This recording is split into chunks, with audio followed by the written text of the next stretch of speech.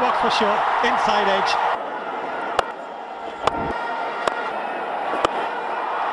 That's in the air and clears a long one.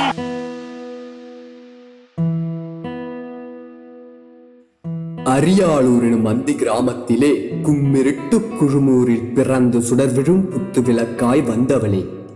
கூரைக்கு அடியில் வாழ்ந்தாலும் புத்தகம் அடிப்பே அவளது புது கூரையானது. மருத்துவ சேவை சரியான நேரத்தில் கிடைக்காததால் அவளது தாயின் உயிர் பறிபோனது. இதுவே அனிதாவிற்கு மருத்துவத்தை பூட்டியது. தந்தையின் வருமானம் பசியை தீர்க்கவில்லை, வறுமை அவளை வாட்டியும் படிப்பை விடவில்லை.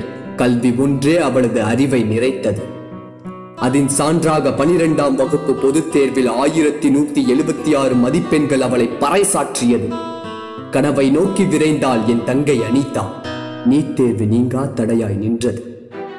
சென்றால் தேர்வெழுத எழுதுகோள் பதில் தெரியாமல் தடுமாற மன தைரியமே மையப்படுத்தியது. தேர்வின் முடிவுகளோ அனிதாவின் கனவை முடக்கியது. இதற்கு காரணம் ஆட்சியாளர்களும் அதிகார வர்க்கமுமே. சரியான கழிப்பறை வசதி கூட இல்லாத கிராமத்தில் நீட் தேர்வு பயில எங்கே போவாள்? போனால் மத்திய அரசாங்கத்தை நோக்கி. கூடினார்கள் பாராளுமன்றத்தில். எதற்கு? புகழாரம் பேசவோ என்னவோ. தேடினால் நாடினால் உச்ச நீதிமன்றத்தில் தொடுத்தால் வழக்கு. தீர்வு கிடைத்தது 3 அடியில் முடித்த சுருக்கு. நீட் தேர்வை விளக்க போராடினால் கிடைத்ததென்னவோ அவரது நீர்த்து போன உடல் மட்டுமே.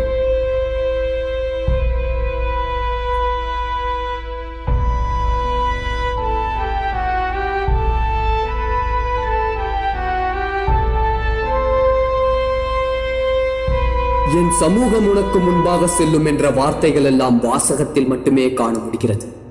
நீ உயிரோடு இருக்கும் போது வராத சாதி மதம் அரசியல் எல்லாம் நீ மாய்த்த பிறகுதானம்மா ஒன்று கூடியது. தந்தையை பிரிந்த மகளாய், மகளை பிரிந்த தாயாய், தமையனை பிரிந்த தமக்கையாய் இன்று எங்களை பிரிந்து சென்றாயும். நீட் விளக்கை கடுமையாக கண்டித்து கரங்களில் பிடித்திருந்தால் கடந்து போகாமல் இருந்திருக்கும் என் தங்கையின் உயிர் பணப்பரிமாற்றம் செய்து பகடக்காயாய் பயன்படுத்தி பல உயிர்களை பறித்த பாவியோ ஆகாயத்தில் பறக்கிறான். கையில் காசை வாங்கி ஓட்டை விற்று தகுதி இல்லாதவனை அமர்த்தி எமது தங்கையை கொன்றோமே, இதற்கு என்ன பதில் சொல்ல போகிறோம்? சட்டம் கண்மூடி தீர்ப்புகள் ஒத்தி வைக்கப்பட்டன.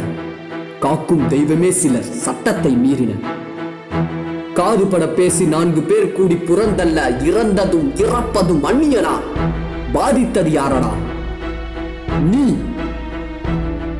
நீயா? இல்லை,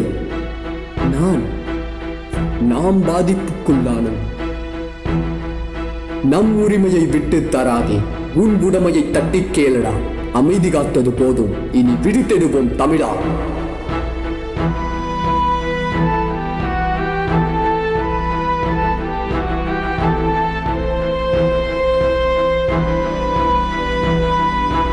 நீட்ன்றது கிராமப்புற மாணவர்கள்ங்கிறத விட ஏழை எளிய மாணவர்களுக்கு ரொம்ப கஷ்டம். எங்களுக்கு அந்த கோச்சிங் கிளாஸ் வசதியும் இல்லை, அதுக்கான வாய்ப்புகளும் இல்லை.